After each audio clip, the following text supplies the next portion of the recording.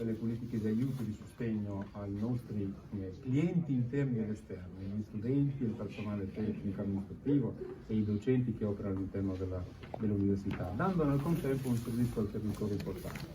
Era un obiettivo strategico, è uno dei tanti che in questo sessegno abbiamo con grande soddisfazione realizzato, ma è un obiettivo che traduce quelle politiche, perché non bisogna solamente darsi un obiettivo, ma bisogna anche dire come lo si vuole realizzare, e le politiche aiutano a questo, e le politiche di uguaglianza di genere e sostegno alle famiglie si realizzano con questo servizio e con tutti gli altri che abbiamo portato avanti in questo sessennio, che sono fondamentali e importanti.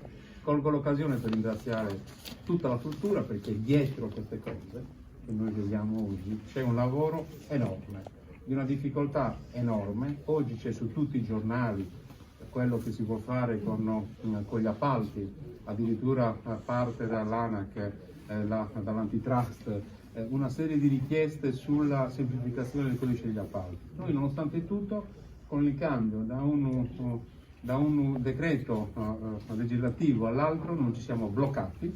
Se non vado errato, tutti questi investimenti hanno avuto alcuna soluzione di continuità.